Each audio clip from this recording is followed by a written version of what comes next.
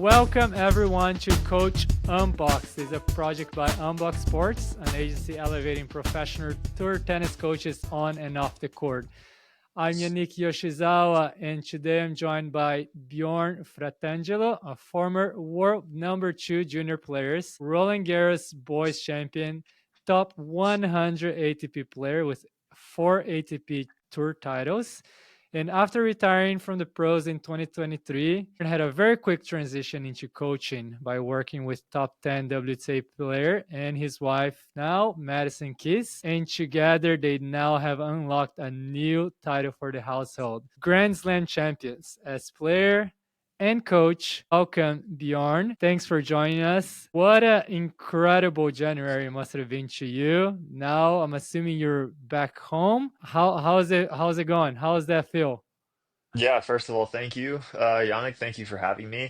It's been incredible. I will say it's been an unbelievable month on the back half of getting married in November and everything else that's been wonderful and, kind of life-changing things in both of our lives. And then to kind of cap it off with what Maddie was able to do in Melbourne was something special. Yeah, like you said, we're back home now. We've had about 10 days at home to kind of take it all in, soak it all in. She was obviously very tired. I was too. So yeah, it's been great. The outpouring of support that she's gotten and also that I've gotten has been more than we could ever imagine, to be honest. I think it kind of shows what an impact that she had on a lot of the tennis world. But no, it's been awesome.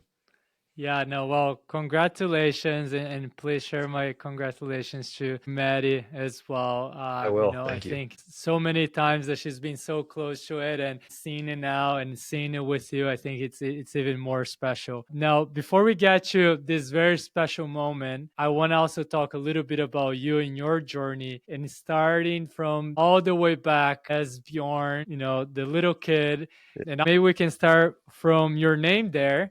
I Yeah. think it was a little bit intended. I think you had a tennis family in a way. So, talk a little bit about the process. Were you born with a tennis racket in your hand? Yeah, I didn't really stand a chance, huh? Like there was gonna be no way I was gonna be Bjorn and be a baseball player. But yeah, I my dad was a big tennis fan, played recreationally, and for whatever reason, my parents, decided to name me Bjorn. My background is Italian, both sides. My mom was born in America, my dad was born in Italy, but both sides are Italian, so I don't have any Swedish on my side, nothing Nordic. But yeah, so here I am, an American guy with the name Bjorn Fratangelo, so it's a little bit unique. But yeah, he's the one who got me into the sport. I started at about 3 or 4 years old, swinging the racket two-handed on both sides, and that's kind of how I started. My dad was my pretty much my only coach up until I actually turned pro and turned 18 years old. So I was with him pretty much every day of my life. And I wouldn't say I actually took it so seriously. They put me in other sports. My parents were good about that. I played basketball growing up. I played soccer, but supposedly when I was young, I was very quiet and very shy, which is interesting because I'm quite the opposite now. But I guess I didn't like team sports so much. Tennis is what I gravitated towards. It could be because of that aspect. I think it was also the sport that I was best at. So naturally, you want to do what you're best at.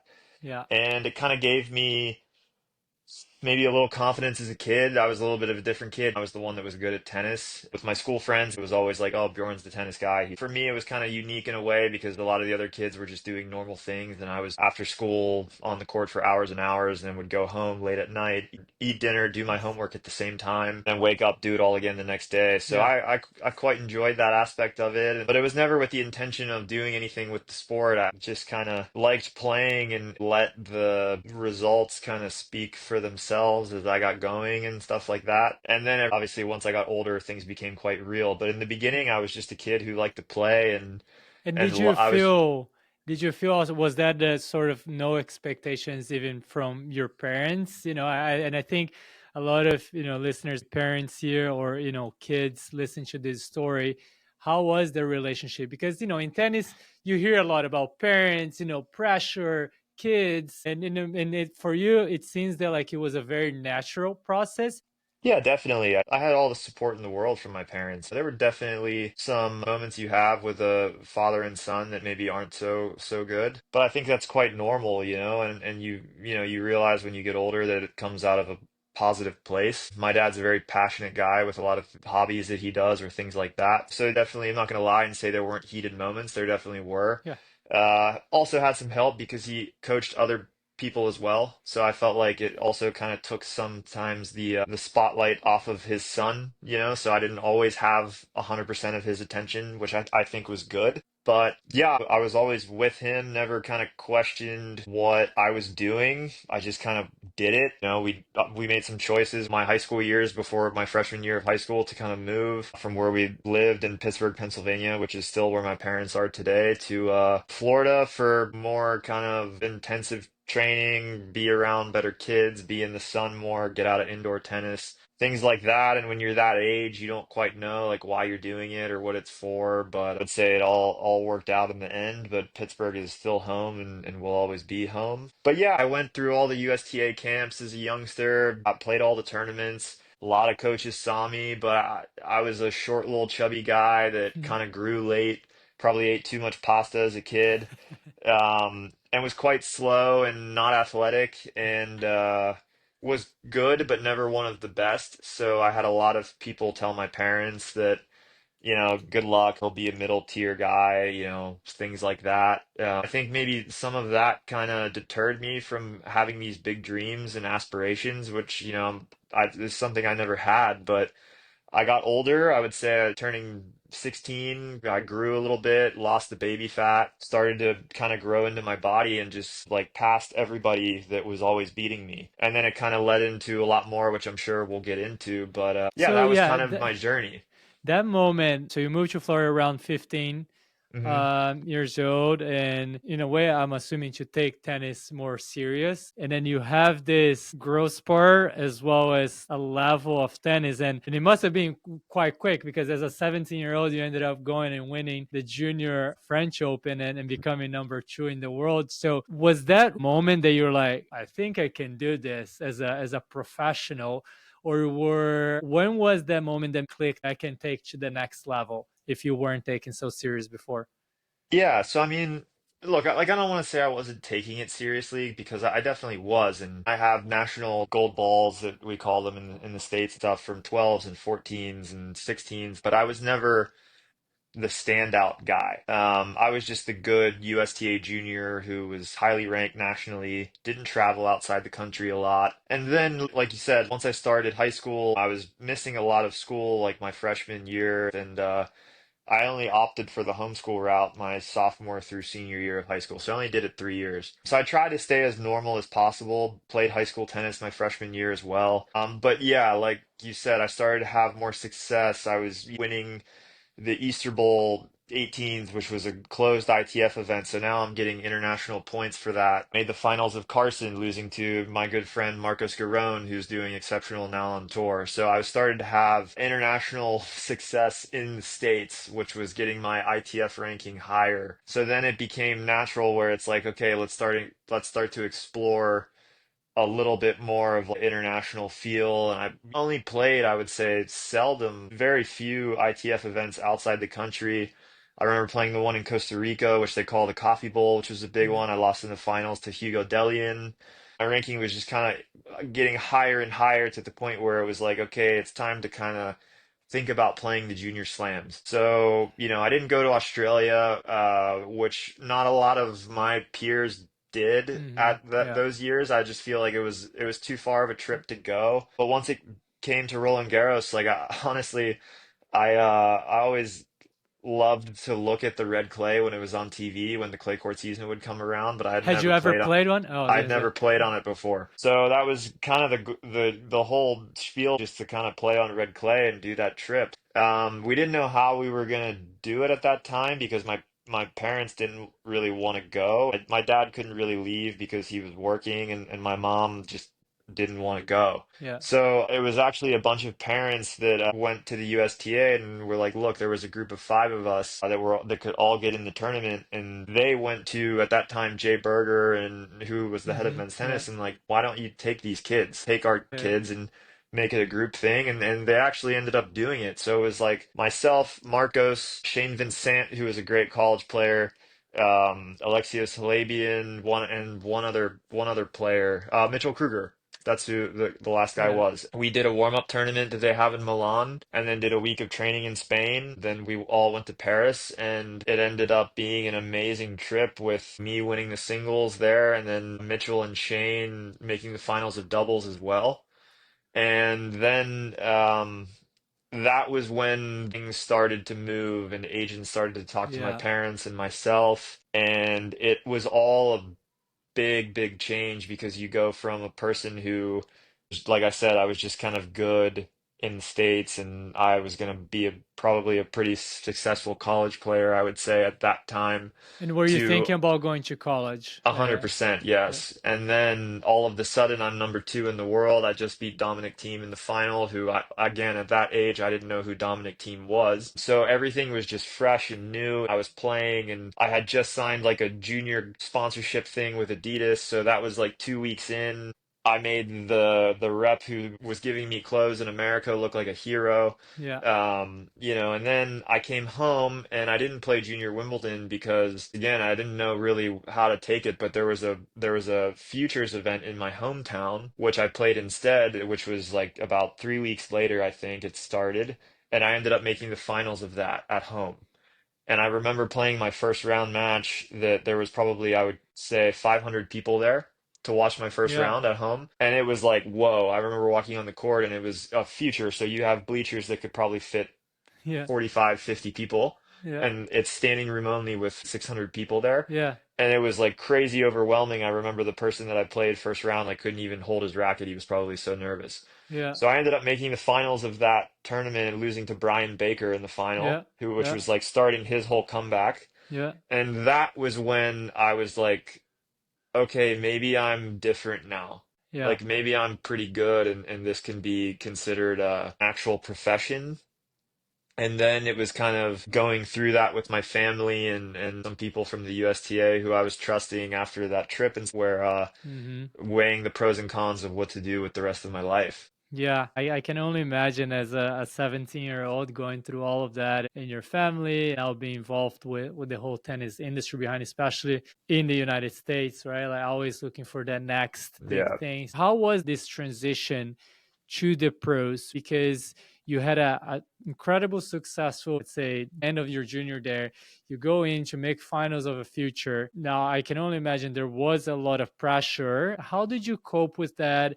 And as well as you started transition with a new lifestyle from a coach perspective as well, right? I'm assuming your coach, your dad wasn't coaching you then anymore. You're going to Yes. the USDA. So, yes, decided to do my first off season in Boca Raton with the USTA in 2012 to start the 2013 year. So it got to be basically that Uh, all of the players that my dad coached that I was training with on a daily basis, we were all around the same age. So it became time where I was obviously making my decision, and then all the other guys were going to college. Yeah. So I lost basically all of my training partners just Mm. like that. Yeah. Because it's just everybody goes off to school. And then with that, I just needed a more professional base. Obviously, a very good natural tennis player, but I was lacking in the fitness department. Like I was probably so far behind. And I just didn't have that as a kid. Just because, like I said, it wasn't something that I was worried about. I needed Yeah. to really take in every single avenue and make sure I was so good because I didn't have these aspirations to really Yeah. be great. Like I was doing good how I was doing, so it's like what needed to Yeah. change? Like you put me in a college setting already at 17, I'm probably going to come out doing pretty well already. Yeah. So it just wasn't like something where my dad or me, we weren't worried about it as a family Hmm. and stuff. But when you're starting a pro career, now you're 18 playing with full adults, definitely I was slower, I was weaker. I had a great base. I never really got tired, so that was something that I never worried about because I think I just played so much tennis. Hmm. But it's not about that once you Yeah. get to the pro game. It's very different. But to answer your question, I mean, I handled the transition terribly.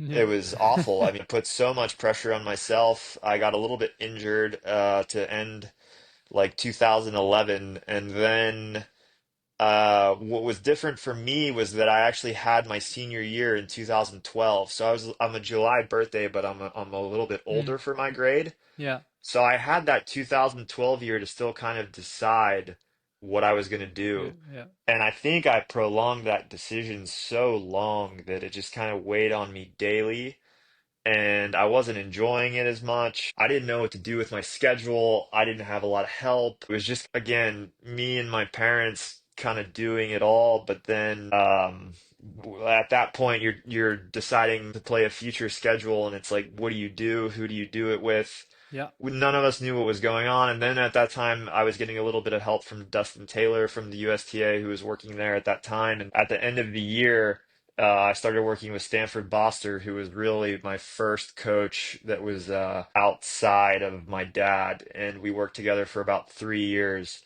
And he is probably the one I give him most credit for really teaching me what it is to be a professional player, how to Hmm. make it a job, and it's your day in, day out life. And we had some great success together and had 3 good years, and we're still super close now. He was at my wedding a couple months ago. I talk to him all the time. But yeah, I mean, I handled the transition really, really bad.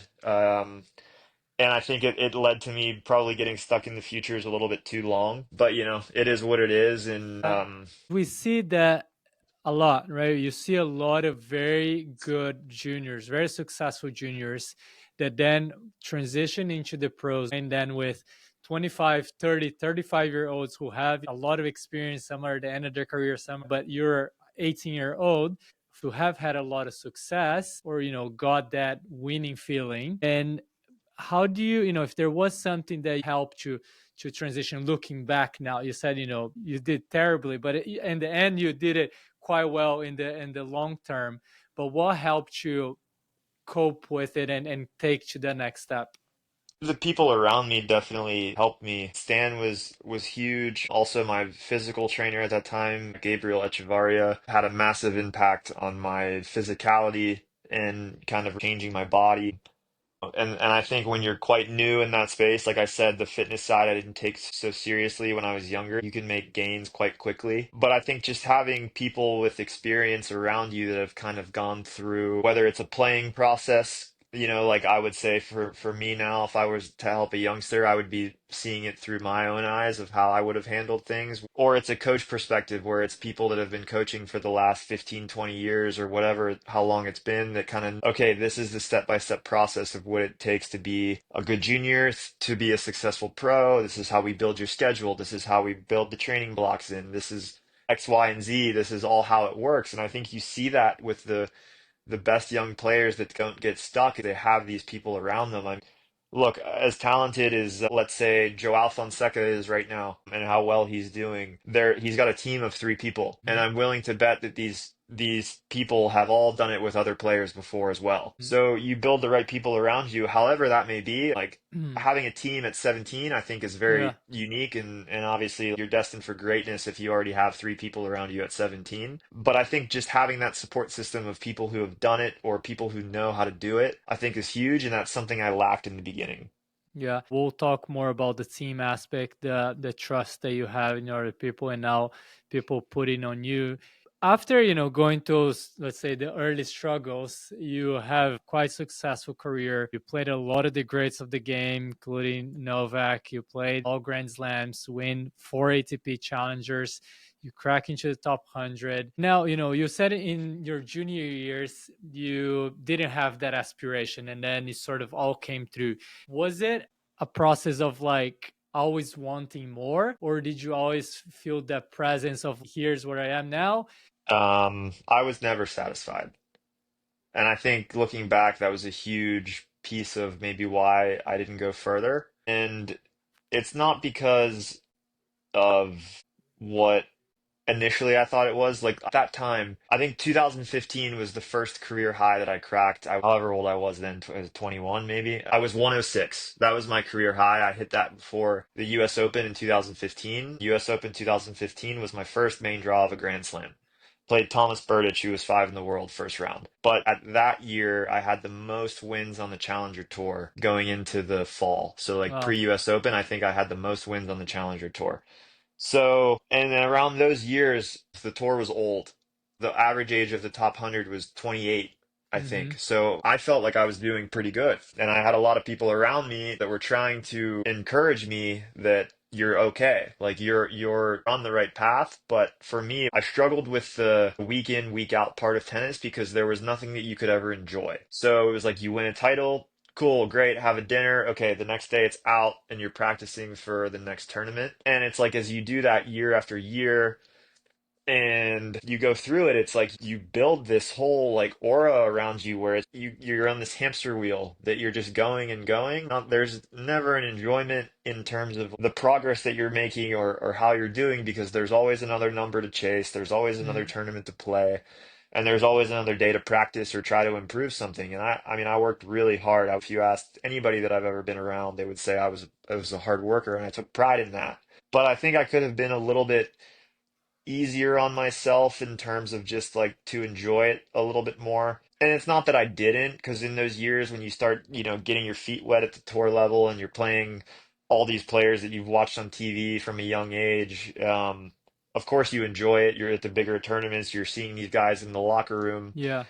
seeing how they train, how they practice, what they eat, and all of that. And I soaked that all up. But as you go through it and you're getting stuck around 110, 105, okay, I'm qualifying for a bunch of Grand Slams. Now you're Mm. playing all the main draw of slams. And then I remember, I think it was Australian Open 2018. I lost in the final round qualies to Quinton Halys, and that was like the first Grand Slam main draw that I didn't play or something like that from 2015 when I played that first one. Yeah. And it was like a shell shock to me. I was like, oh my God, how am I not in this slam? And I went through some bad moments. I had worked with Brad Stein for 2 years via the USTA. He actually Mm-hmm. ended up quitting and taking that job that he had a lot of success with Kevin Anderson. So I was coachless as well, getting a little bit of help from Peter Lucasen around that time, but I was just kind of in a lost, little confused state. You're a little bit older. Why aren't these results clicking? I feel like I'm Mm. improving, yet why am I not 80 in the world or 70 in the world? So Yeah. I got a little bit lost in the always wanting more, which I think I'm learning that maybe that also was a little bit of a detriment to my success. And also, I think what I'm also learning, and I had this conversation with Madison actually, was just my brain was always firing. Mm. And I think I'm sure we're going to get into the coaching aspect of myself now. My brain goes and goes and goes. And I didn't need a coach as I got older. I just needed somebody to kind of dumb down my own ideas. Mm-hmm. Yeah. Um, and I just really would have needed a support system Yeah. rather than an actual coach. Mm-hmm. Yeah, to help you just make that decision on your own that you could do it with everything that you had. Right. Well, that's incredible. Thanks for sharing. And we come now into a little bit of this transition.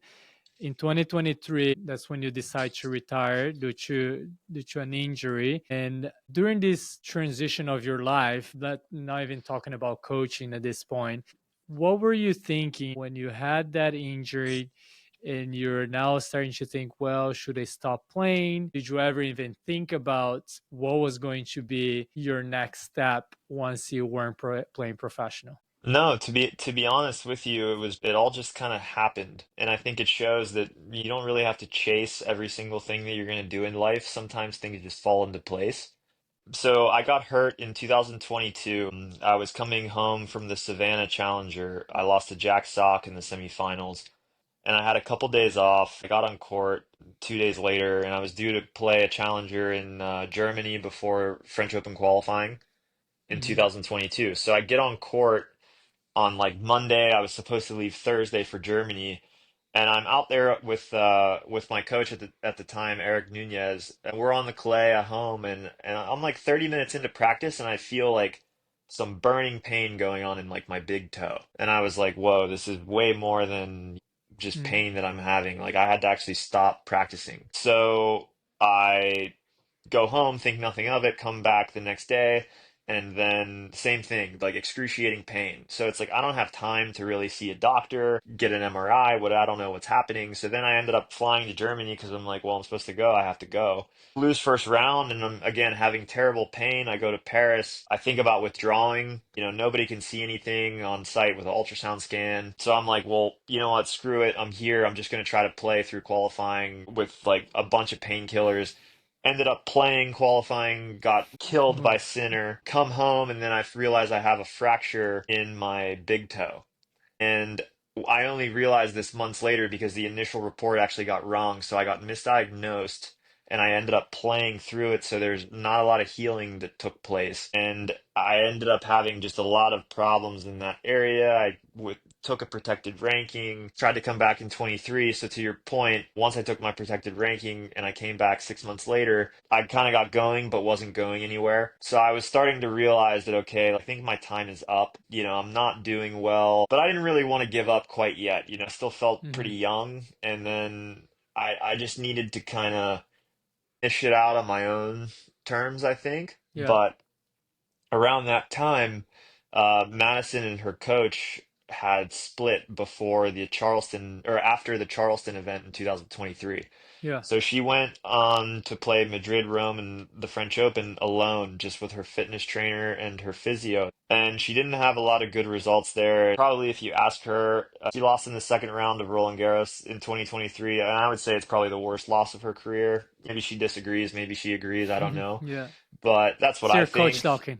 Yeah, that's what I think. So she came home and kind of was just like, shit, like, what am I going to do? I'm kind of by myself and it's mid-year. How do I find a coach? Everyone's kind of accounted for. And I was like, well, I'll help you out, like, while you're here. She had a couple weeks before she was going to go back to Eastbourne for the grass. And I was like, I'll hit with you because it'll give me some reps and I'll see how I'm doing. And then at least you have like a built-in hitting partner. You have a live-in hitting partner. So I'll Yeah, just help you out.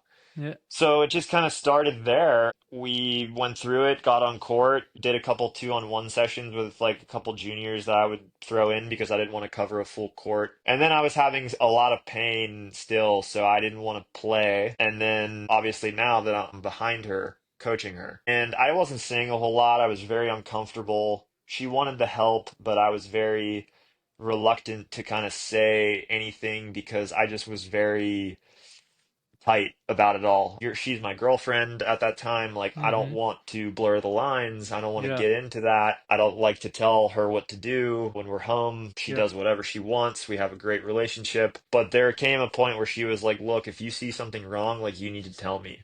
And I hmm could sense it wasn't from a place of like, hey, coach me. It was yeah, from a place more of like desperation. She was really feeling uneasy about her game. So it started there, and I had no idea what I was doing. I told her, like, look, I don't know what I'm doing, so if there's some things that I'm gonna try to do here, and you don't agree, just tell me. yeah. But it started there, and I felt like I had some ideas after watching her for 7 years of dating her. I would say we both did a hell of a job at staying out of each other's careers. We never talked about tennis. There was never any X's and O's talks. It was more just about if one of us was feeling down or emotionally fried after a 5 week trip where you're hmm losing two or three first rounds, yeah. or just maybe we missed each other. That was kind of what our relationship was around tennis. So then all of a sudden you throw us on court together and there was like this whole new aspect. And I think she was very instinctual. I'm very methodically thought out. And Which it do became, you were you like that as a player in itself, yes. going into maybe unofficial coaching role? What were the things that you as a player, and maybe what also you took on from your playing career, that helped you move into this transition, even though you might have seen not prepared or thought that you weren't prepared? But also, what were the things that you felt that you had to adjust as it continued on? I mean, I was very creative as a player. I'm 6 feet tall, 175 pounds. I don't have a lot behind me. My forehand was good, but you're never going to call it a huge weapon. My backhand, never missed it. Had a good slice. Serve was decent. But I loved the creative aspect about tennis. I felt like when I was on the court training or playing matches, it was like I was a painter and this was my canvas. And never to the point where it overtook the competitiveness. I wasn't a flair type of guy, Yeah. but I just loved pulling people in corners and then maybe hitting a drop shot or just spreading the court like it was a lot bigger than it is. And that Hmm. was my favorite part about playing, and it was something that I thought maybe I could put that a little bit into her game, for being such a powerful player. I felt like she needed some outside ways to win points. But when you only have a couple weeks to prepare for something, it started a lot with just being competitive. And I felt like with her previous coaches and teams and just herself, like she never competed enough in practice. There was not a lot of games, there were not a lot of practice sets. At tournaments, it was quite the same. Maybe you'd have the one-off hit with a girl or something like that before you play, but I was putting her in scenarios and situations where she was playing 6, 7 baseline games every day with junior boys, and she hated it at first, but there was a lot of tension, a lot of rackets thrown into the fence and things like that. But I think it was so needed for her to kind of just grasp concepts of playing in stressful situations. And then also for me, I was able to kind of talk with her through points where it's like, okay, why did you make this decision? What if you would have done this? How do you feel like this would have been? So I think starting there was huge for both of us, as opposed to just starting in like just a hitting scenario or Yeah, drilling, because she's so good. Like, what's that really going to do? yeah, yeah. I mean, it's so fascinating to hear. And as a player yourself, the coaching role is it's much more than just coaching, getting into the training and getting into the match, right? Like in tennis, it's a full time, which in I guess in a positive way, you guys work together. So that Hmm. allowed you all to spend more time together than when both of you were competing. There was a lot of times that you guys were not Right. together. But also it can get tricky, right? It's a managing the relationship as you just mentioned, but at the same time we've seen in tennis that, let's say, family partners have worked quite well in the past in many situations, but at the same time it has not worked in other situations. I think the first question here, do you think there has been this good balance for you all where you're coaching now, let's call it full time, but at the same time you go back home and you also are together? Is there a separation there, or how do you guys manage?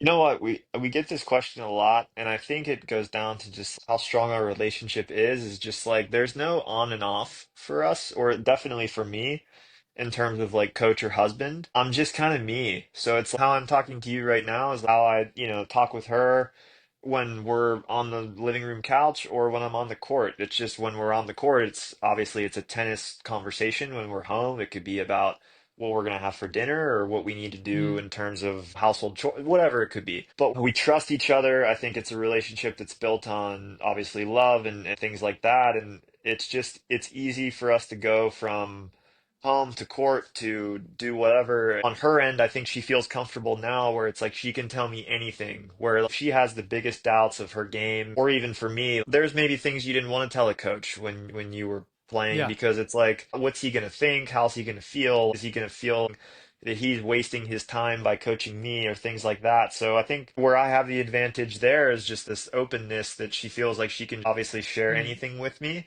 yeah, and I'm gonna take it as more of a husband role than a coaching role.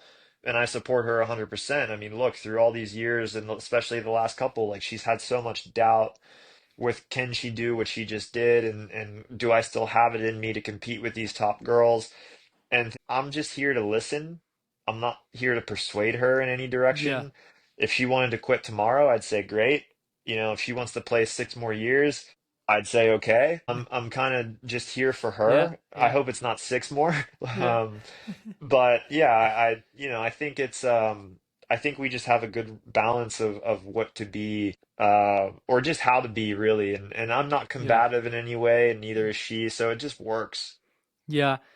I mean, this is incredible feedback. And let's talk about tennis as a sport now for a second. Tennis is such a big sport across the globe. No, compared to other sports, it lacks on the professionalism in the coaching role, right? And when we heard that aspect when we were talking just on the other podcast, you joked about here comes the husband, what we see, Yeah. and but you have such an incredible background proving that it worked, but at the same time there's nothing that allows you to differentiate and actually to make you a true coach. So did you feel judged in a way when you started coaching, Madison, or no, you were like, hey, it is what it is, I'll be me? How did you manage that part?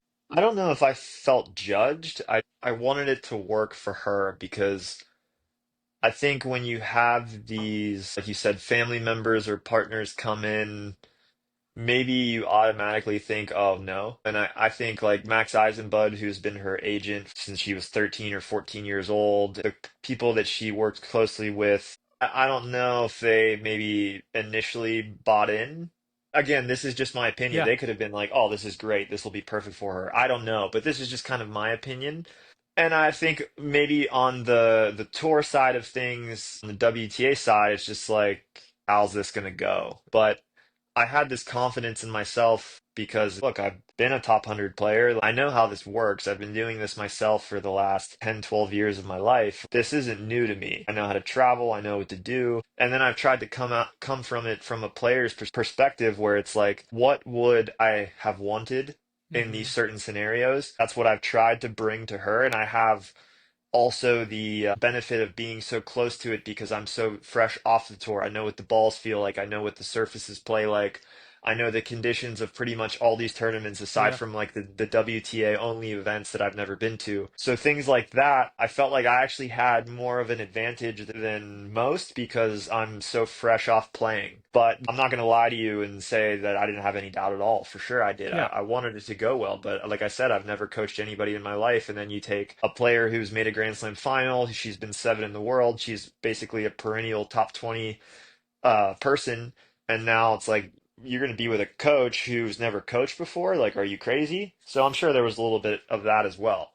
Yeah. I mean, Madison, from a very young age, I think she was labeled in a way the next future women of the tennis of the United States. And throughout basically being so close at the US Open and being a top 10, as you mentioned, I'm sure this title has meant and lifted so much self doubt, but also from your side coming in, there's always that part. And thinking about your transition out to the coach and seeing the tour from the coaching role position as well, are there things that you believe that could be integrated to help transition from player to coach, or like from family members into coach roles, or whatever that is that you believe that could just help the tour in general? I think that there could be continuing education for coaches. I think they have it in other sports. I think, tennis has, like, let's say the USPTA certifications or things like that. But I don't know. I think there can be something from a tour side where it's like you have to meet a certain criteria to maybe even be credentialed at an event. I don't know, maybe that's going too extreme, but I think it's too easy in this sport to just do something, in tennis. Like Yeah. if you're a friend of a player that a player does well at an event, it seems like, well, you'll probably have a job for life in Hmm. tennis, which I don't think it should be like that. And I have this conversation a lot with my friends, actually. I think that the continuing education part would be huge. I don't know what it would entail. Like, I don't know what you would need to learn, maybe more how to manage a schedule and how Hmm. to do things like that, as opposed to like what is a backhand cross court. Like, I don't know. That's just too stupid in my opinion. But Hmm. yeah, I think there could be that. I think it could become a little bit more professional, but I don't know how you would do it. Yeah. Yeah. I think that's a big question that a lot of people have been asking themselves for so many years, right? Yeah, I definitely agree. I think there's a lot of talks of that even, amongst players and stuff. I'm still super close with a lot of the guys who are still on tour, a lot of the American guys. But I think with my generation, it's people starting to retire now with like Dennis Kudla coaching Riley Opelka. And Ryan Williams had done a great job with like Dominic Kupfer. Now he's working with Jensen Brooksby. I think a lot of that generation, a lot of my generation are going to go on to do some pretty cool things in coaching. And I think it's just because maybe we have a fresher perspective off of playing, which I think really, really helps. Yeah. Yeah. 100%. And let's get into the very exciting moment now this past month. Everyone saw that winning of the Australian Open, but right before you guys go into winning Adelaide, you go Yes. into the Australian Open. Madison plays 5 out of the 7 matches into the third set. Now, everyone sees these results, this incredible run of the whole month of January. Can you shed some light here of the preparation? Don't tell everyone your secrets here, but a Yeah. little bit of not only from you, but from the team in itself, the work, the mentality. Was the goal like we're going to win it all? Or was it a one match at a time? Yeah, so I think it started definitely in the preseason, and she finished up a little bit early. She played Wuhan, lost first round, and then that was it for us for the year. So she had a lot of time to kind of digest, and then that's really when she started to dive into a lot more of the mental work, which I think allowed her to kind of like free her mind in terms of not really what I want for the rest of my career, but how am I going to get it? If this is what I want, how's this going to Mm, work? Because I think for so long, when you've been that close, like she has, it's like, what do I really need to change? Maybe I just need to improve a little things that I'm already doing well, and that's going to make the difference. Sometimes it's luck, sometimes it's, who knows what it mm, could be. But then I think as she was getting to the point where it's like, okay, I don't feel like just me being me is making as much of an impact as it used to. So I think that's where she really leaned on me and the rest of her team. Kayla Epperson, who is her physio, and then Richard Langford, who is her strength coach now. They're 1 year in with her basically, and we've all just I think done a really good job together at being super collaborative and including her in kind of what she feels like she needs to improve. It's like, okay, this is what we think we need to do for you. Are you on board? And if the answer is yes, then let's get to work and do this. Where I feel like even being with her through the period that I've been prior to this off season, there had been a reluctant for change. She would say yes to certain ideas, and then we would start and kind of be like, I don't know how I feel about this. So there was always this like mm. pullback from her Yeah. where in this preseason particularly, I didn't feel like that anymore. She was open to like any and all ideas, and I made some crazy ones with the racket change and the serve motion change, and then I had a lot of backing from Kayla and from Richard with that as well. They were encouraging the same changes, and the serve change was a decision that Kayla and I made together. For me, from more of a serving standpoint, tennis wise, and then for Kayla to take pressure off some injuries that she kept having repeatedly. But then it was just like certain plays. I was starting to use the analytics department in USTA a lot more. And just look, if we're going to do this, like these incremental changes one by one we could make, but like we have a bulk of period and time where we can just do it all at once together. It's basically like instead of renovating a house room by room, like let's just knock the house down and Yeah. rebuild it, so to speak. And that's what we did. And I think she was a little apprehensive at first, but really stayed the course and bought into it all. And obviously it all paid off. And Hmm. as the preseason went on and she started playing a lot more practice sets and stuff, I could just see like the level was getting better and better, and to the point where I felt like on in my own heart that I was like, okay, if she's gonna ever do this, it's gonna be now. Like Yeah. not Australia now, but like Hmm. it's Yeah. gonna be within the next year or two. Yeah. And then I think also a great thing that happened to her was that quarterfinal loss in Auckland to Clara Towson, because she kind of fell back into her ways a little bit and lost that match. And it kind of reminded her to stay on course of what we've been doing in preseason, and staying on top of the work that she'd been doing mentally. And I think without that loss, I don't know if she would have even won Adelaide or won Melbourne, Yeah. because she really got to work, and we practiced, through those tournaments before Adelaide, and she took it to a different level. Yeah. Well, and some people say you never lose, you only lose if you don't learn. So I think that bringing on that Auckland quarterfinal, it's an important moment. You talked about Madison also working on her mental. Also, now that you have this role, do you see this value even more, or had you already seen it as a player?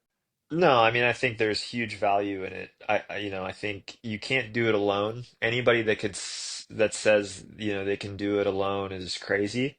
Hmm. Um, and when you have, let's say, the financial resources and things like that to build the team, then you should absolutely do it, because it just takes the pressure off of, everyone in their own roles. Coaching is hard. People think it's just X's and O's and manage the players on court and stuff, but it's so much more, and it's managing their day and figuring out when to practice on top of obligations that they may have, and building a schedule and trying to also manage their mentality and how they're feeling towards going to practice. You can't do it by yourself. Then there's some areas where I think players lean on the coaches so much for ideas and value or opinions where it's not their expertise. I've done it myself. I've leaned on coaches for emotional support or mental help, and it's like, hey, they don't have a degree in that. Like this Yeah. isn't their avenue, you know? So I think it definitely, if you can do it, it helps so much, and it's taken so much pressure off of me because it is a demanding job. It's a all Yeah. hours of the day job, and we all work together for a common goal. And it's up to really up to Maddie to make us all look good, unfortunately. But it's a team effort, and I think if you can have that support on the other side, I think it makes a huge help.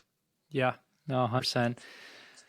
All right, Bjorn, let's get into the last part of our show here. And the first question is, what advice would you give to yourself if you were younger? And how old would you be when you would be receiving this advice from current Bjorn?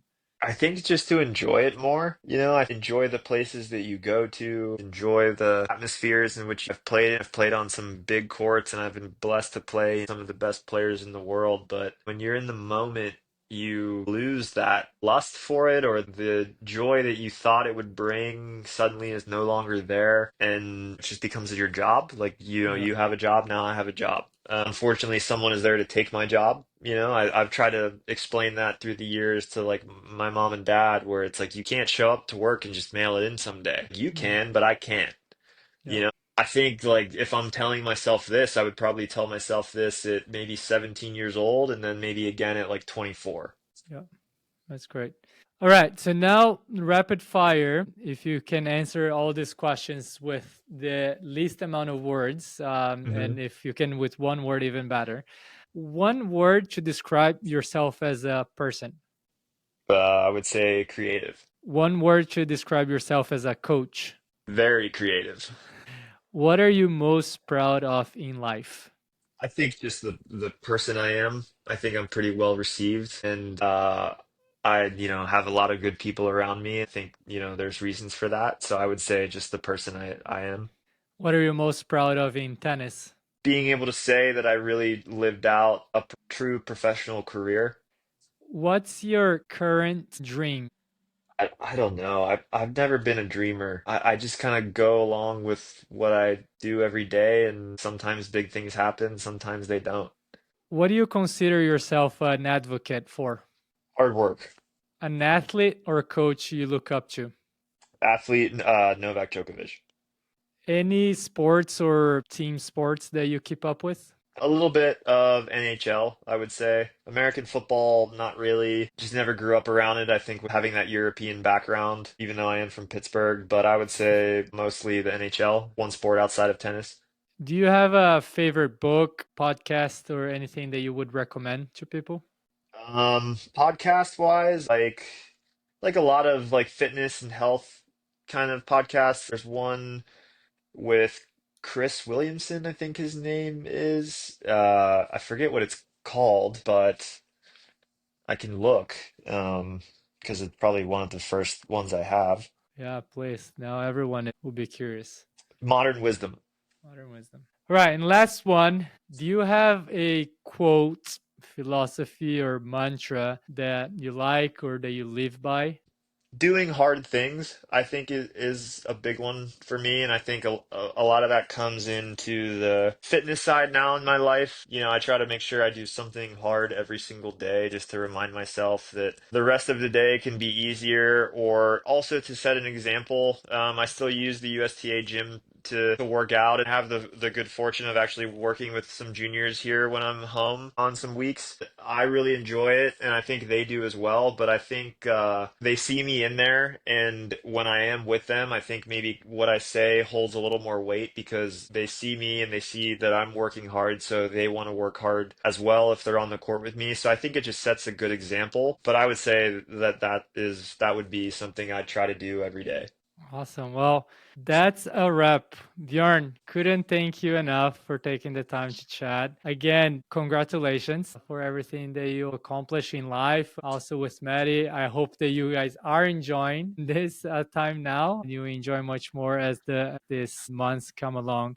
It was a great learning just to chat with you, hear your fresh perspectives into this new life of yours as a coach, also a husband. And thank you everyone for listening. Hope you enjoy to get to hear a little bit from the recent AO champion. Please follow the podcast for more stories and definitely keep up with Bjorn and Maddie as they go into 2025. But thank you, Bjorn. Appreciate it and good luck for the rest of the year. Yeah, thank you so much. Really enjoyed it. Thank you for having me.